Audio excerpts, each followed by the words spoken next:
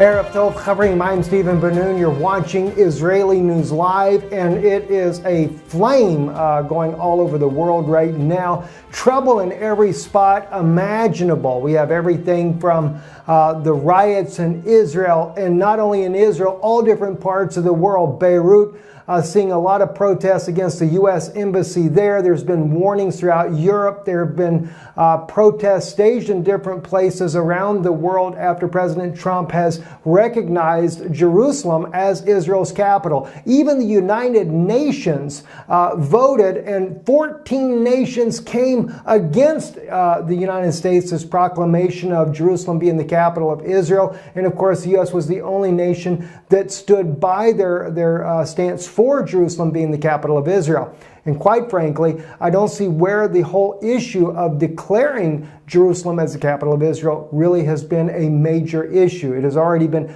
defined that there's two states. There's already been secret negotiations and acceptance of a two-state solution, giving East Jerusalem to the Palestinians and West Jerusalem to the Israelis. And so therefore, it's kind of interesting why they're doing this. This is only no doubt to bring about the violence in order to try to cause and push the Jews out of Jerusalem.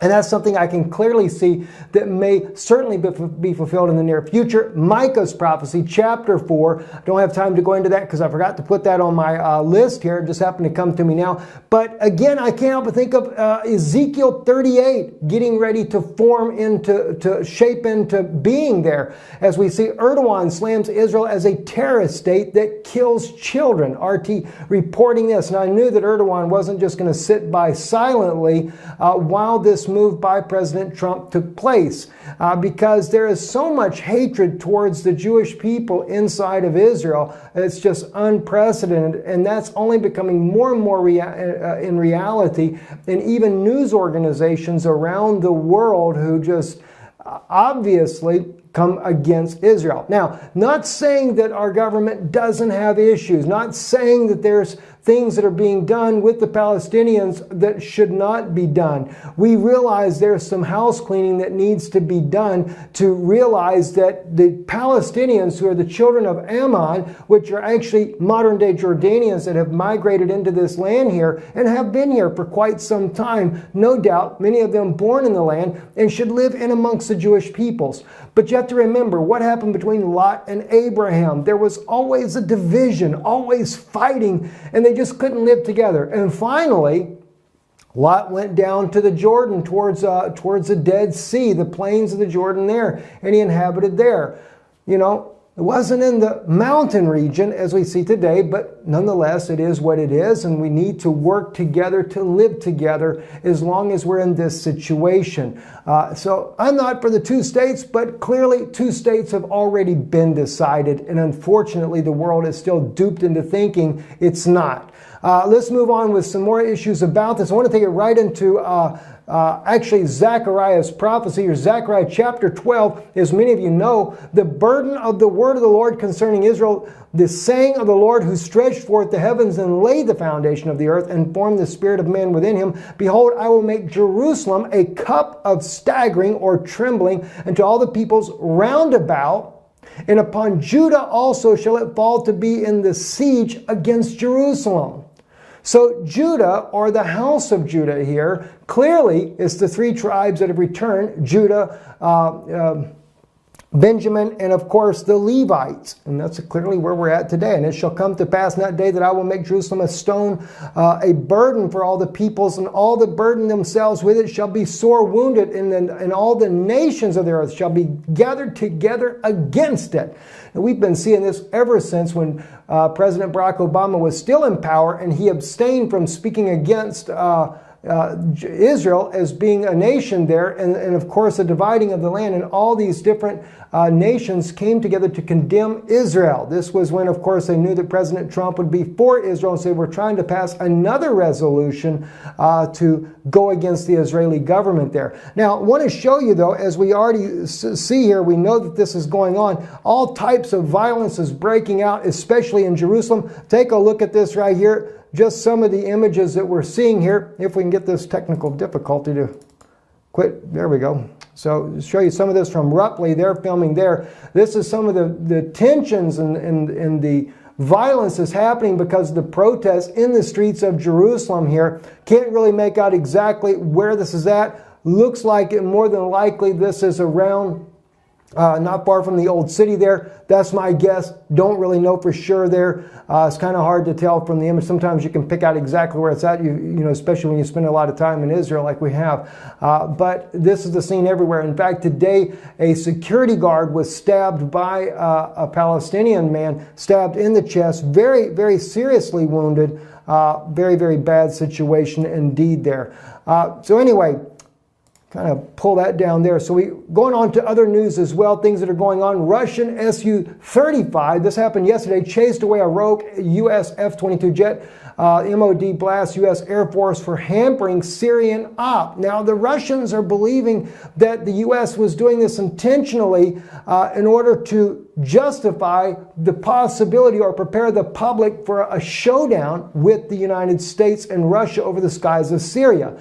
The U.S. has clearly begun to dominate the eastern side of the Jordan River there and trying to make it very well known that this is their land. Now, you know, I'm really getting trouble more and more as I see the tensions between Russia and the United States right now, especially over Syria, a sovereign nation where we're not invited in. And quite frankly, I realize the U.S. claims that they've done a greater job against ISIS militants, which we know that's not true. It was created by Barack Obama, as President Trump clearly has said in his own during the campaign trail. He said Obama created ISIS there. We know John McCain had a big hand in that particular operation as well. There's been calls that said that Israel was behind ISIS.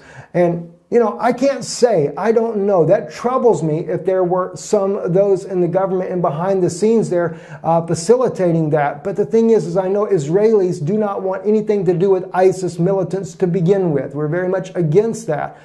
So if there's someone in the Israeli government that was involved with ISIS, that is a tragedy, and it needs to be, whoever it would be, needs to be voted out of office and removed.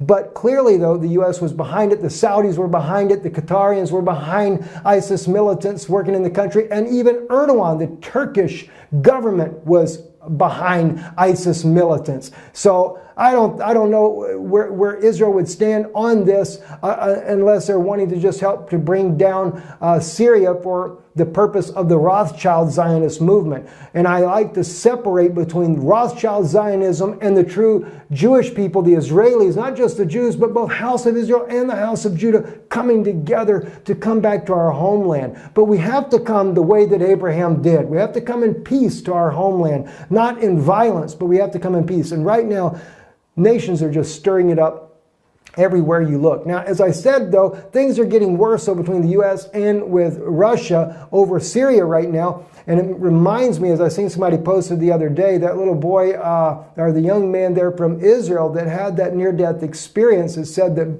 Obama was Gog.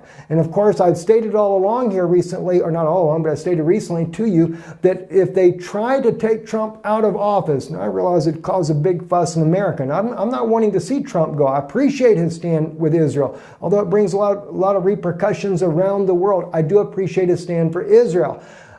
Now, that being said, though, with this whole issue with the collusion with Russia, they could probably use a loophole in the law to say that the election was fraudulent. If the election was fraudulent, well, then the acting president during the time of the election would, to me, have a right to go back into office.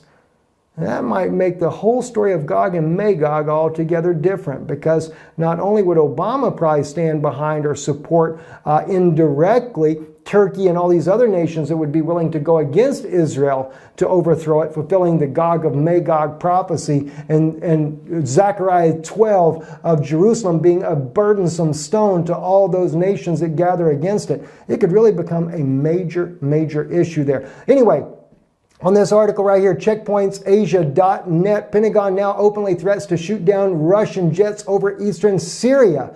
Just as the Russian MOD says U.S. F-22s have already simulated attacks on Russian Su-24 bombers, now we've got this news coming out that the U.S. is openly threatening to shoot down Russian planes over Syria. That's going to turn into a major mess if something like that happens.